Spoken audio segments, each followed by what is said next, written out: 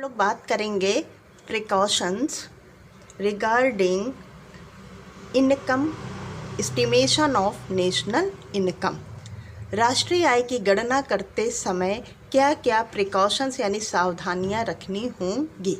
सावधानियों से मतलब बच्चे ये होता है कि नेशनल इनकम अकाउंटिंग करते समय हम किन चीज़ों को ऐड करेंगे और किन चीज़ों को ऐड नहीं करेंगे, उसी को हम कहते हैं सावधानियां, प्रिकॉशंस। कहीं ऐसा तो नहीं है कि इसे नहीं ऐड करना है इस पर्टिकुलर आइटम को और हमने ऐड कर लिया, या ऐड करना था और हमने ऐड नहीं किया। इन्हीं चीज़ों को ध्यान रखना पड़ता है, इसी को हम कहते हैं प्रिकॉशंस या सावधानियां। पहला पॉइंट है second hand goods. Second hand goods जो पुरानी वस्तुएं होती हैं, पुरानी वस्तुओं की हम सेल एंड परचेज करते हैं, sale and purchase of second hand goods. जब हम सेकेंड हैंड गुड्स की खरीद और बिक्री करते हैं तो उससे रिलेटेड दो चीज़ें होती हैं। पहला, जो वस्तु हमने बेची है, बेचना या खरीदना चाह रहे, उसका वैल्यू, उसकी कीमत क्या होगी। दूसरा, उसकी सेल एंड परचेज में क्या कोई कमीशन या ब्रोकरेज फ़ी हमें देनी पड़ रही है। दो चीज़ें होती हैं। तो बेटा आप ध्यान रखिए कि जो sale and purchase of second hand goods होता है उसका वैल्यू, मान लिया मेरे पास एक पुरानी कार थी, उसको मैंने बेचा, बेचने से मुझे 10,000 रुपये मिले, तो ये क्या हुआ, value of second hand goods. इन 10,000 रुपये को हम नेशनल इनकम अकाउंटिंग में ऐड नहीं करेंगे। क्यों नहीं ऐड करेंगे? क्योंकि पहले साल, सबसे पहली बार जब कार प्रोड्यूस की गई थी उस वर्ष ही कार का मूल्य जीडीपी में ऐड हो चुका है। इस कार की रीसेल करने से, रीपरचेज करने से कोई नया जीडीपी हमारा क्रिएट नहीं होता है, कोई नया वैल्यू ऐड नहीं होता है। ओके, लेकिन इसी कार के सेल एंड परचेज में जो कमीशन एजेंट था, जो ब्रोकर था, उसने जो भी कुछ कमीशन के तौर पर अर्न किया, खरीदार और बेचने वाले दो पार्टीज के बीच में उसने आपस में बातचीत करवाई, उसने करंट समय में, करंट फाइनेंशियल ईयर में अपनी सर्विसेज जनरेट की हैं, इसलिए उसको दिया गया कमीशन करंट ईयर की इनकम होगा and that will be included, commission will be included in estimation of national income. जबकि value of sale and purchase of second hand goods will not be included in estimation of national income। बेटा इसी तरीके से हम shares and bonds की का cell and purchase करते हैं, तो शेयर्स एंड बॉन्ड के सेल एंड परचेज में जो खर्च किया जा रहा होता है उसको हम राष्ट्रीय आय में शामिल नहीं करते हैं। क्यों? क्योंकि ये सिर्फ पेपर क्लेम है, पेपर क्लेम होते हैं, इससे किसी तरीके का कोई रियल वैल्यू ऐड नहीं होता है।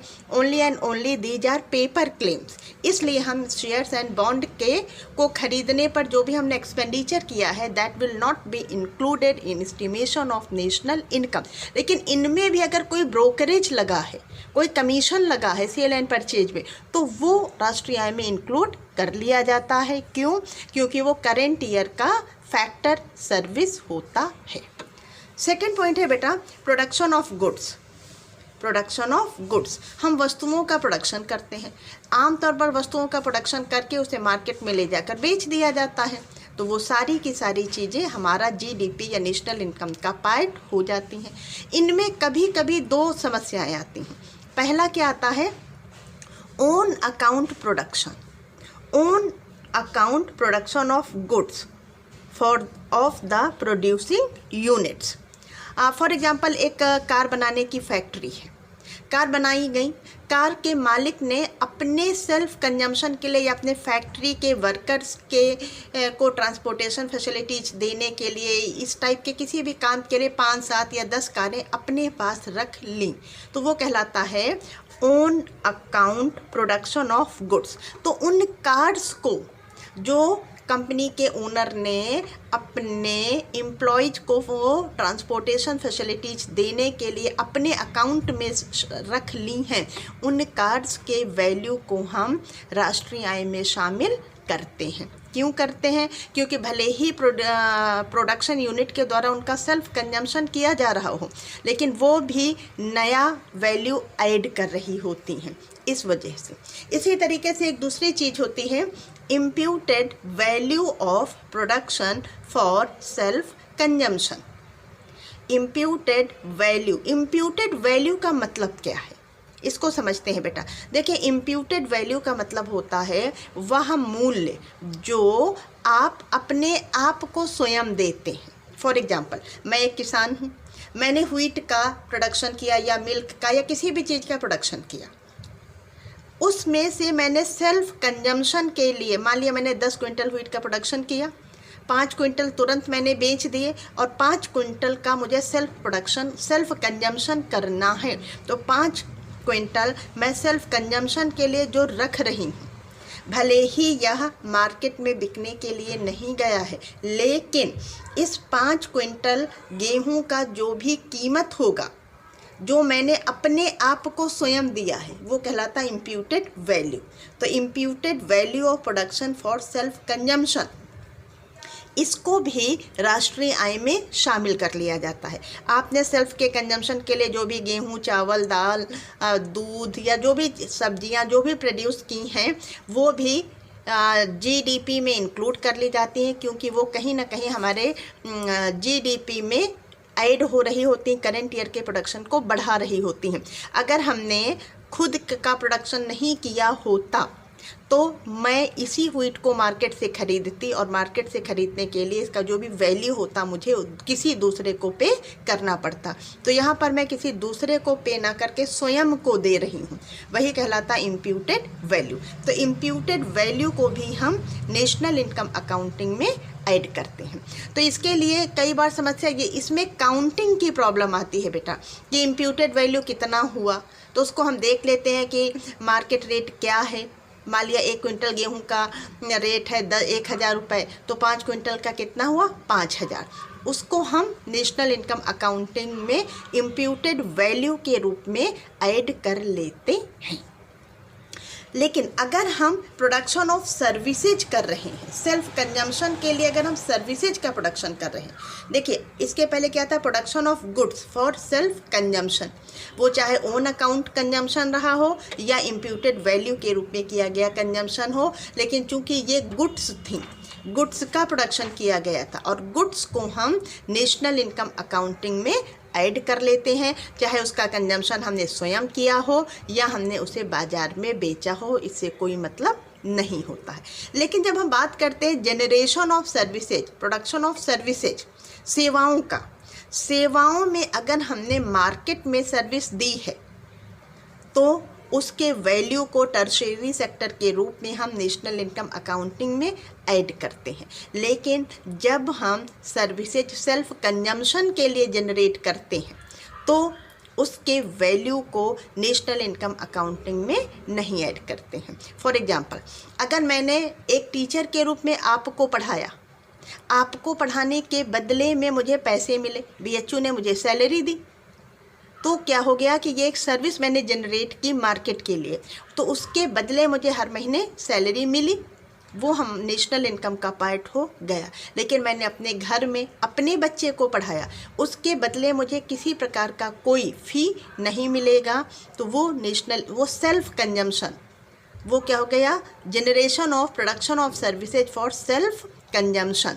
तो सेल्फ कंजम्पशन की सर्विसेज को हम नेशनल इनकम अकाउंटिंग में ऐड नहीं कर पाते हैं, जबकि सेल्फ कंजम्पशन का जो प्रोडक्शन किया गया है गुड्स का, उसको ऐड कर लेते हैं। उसका कारण क्या है बेटा, कि गुड्स की वैल्यू, उनका एस्टिमेशन कर पाना आसान होता है, इनकी अकाउंटिंग आसान होती है। लेकिन जो घर में हाउस वाइफ ने काम किया है अपनी फैमिली मेम्बर्स के लिए, मम्मी ने आपके लिए खाना बनाया, मम्मी ने आपके लिए कपड़े धुले, इन सब के वैल्यू को एस्टीमेट कर पाना बहुत ही मुश्किल होता है, इनकी अकाउंटिंग कर पाना संभव नहीं होता है। इस वजह से सर्विसेज फॉर सेल्फ कंजम्पशन को हम नेशनल इनकम अकाउंटिंग में ऐड नहीं करेंगे, लेकिन कंजम्पशन ऑफ सेल्फ लेकिन गुड्स को ऐड कर लिया जाएगा।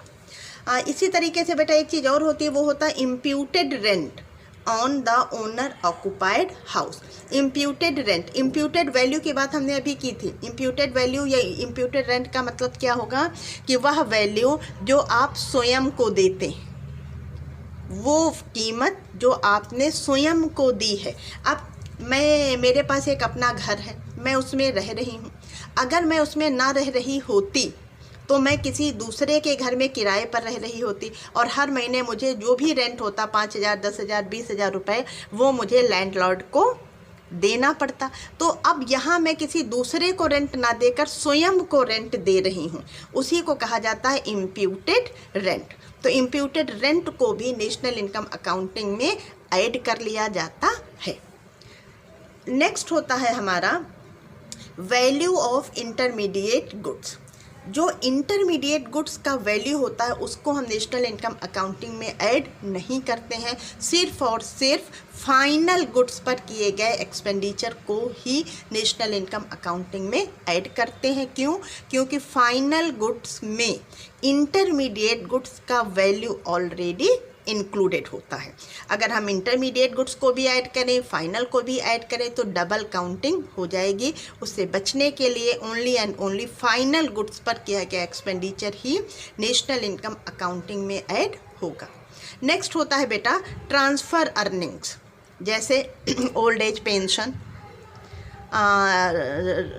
और उसके अलावा जो विक्टिम्स होते हैं, फ्लड विक्टिम्स या कोई भी नेचुरल डिजास्टर वगैरह की कंडीशन में जो सरकार की ओर से हेल्प दी जा रही होती है, या स्कॉलरशिप, इस तरीके की चीज़ों को हम ट्रांसफ़र अर्निंग कहते हैं। ट्रांसफ़र अर्निंग का मतलब होता है कि ऐसे पेमेंट जो वन साइडेड होते हैं, जिनके बदले में हम कुछ देते नहीं, सिर्फ हमें मिल जाते हैं, उनसे होने वाली इनकम को नेशनल इनकम में ऐड नहीं किया जाता है। उसी तरीके से जो विंडफॉल गेन्स होते हैं, जैसे लॉटरी लग जाना, इन सब से भी किसी तरीके का कोई नया वैल्यू ऐड नहीं होता है। सिर्फ एक अकाउंट से दूसरे अकाउंट में मनी का ट्रांसफ़र हो जाता है। पेपर क्लेम है, किसी तरीके का कोई नया वैल्यू क्रिएट नहीं होता है, इसलिए इन सबको नेशनल इनकम अकाउंटिंग में ऐड नहीं करते हैं। बच्चों, इन लीगल एक्टिविटीज से जो इनकम होती है उसको भी हम नेशनल इनकम अकाउंटिंग में ऐड नहीं करते हैं, क्योंकि वो ब्लैक मनी का पार्ट होता है।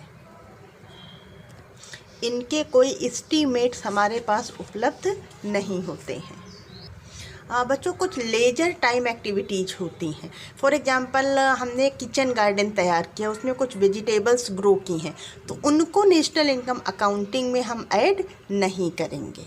क्यों? क्योंकि वो कुछ नया वैल्यू नहीं ऐड कर रही होती हैं, वो सिर्फ हमने अपने लेजर टाइम के लिए, अपनी खुशी के लिए उन्हें ग्रो किया है। बेटा, एक चीज़ और ध्यान रखेंगे, कोई व्यक्ति है वो बाहर विदेश में चला गया है जॉब करने के लिए, वहाँ से उसने अपनी फैमिली के लिए खर्चा भेजा है। जो डेली एक्सपेंसेस होते हैं डेली के, उन खर्चों को मीट आउट करने के लिए अपनी फैमिली के लिए कुछ पैसा भेजा है, तो वो रिमिटेंसेस फ्रॉम अब्रॉड कहलाएगा। उसको भी हम नेशनल इनकम अकाउंटिंग में ऐड नहीं करेंगे। क्यों? क्योंकि जो रिमिटेंसेस हैं ये एक प्रकार के ट्रांसफ़र पेमेंट होते हैं, ना कि फैक्टर पेमेंट। इसलिए रिमिटेंसेस के रूप में जो भी पैसा फैमिली मेंबर्स के पास खर्च करने का आया है वो नेशनल इनकम अकाउंटिंग में ऐड नहीं होगा। जबकि net factor income from abroad NFIA वो फैक्टर इनकम का पार्ट है, इसलिए उसको हम नेशनल इनकम अकाउंटिंग में ध्यान देंगे।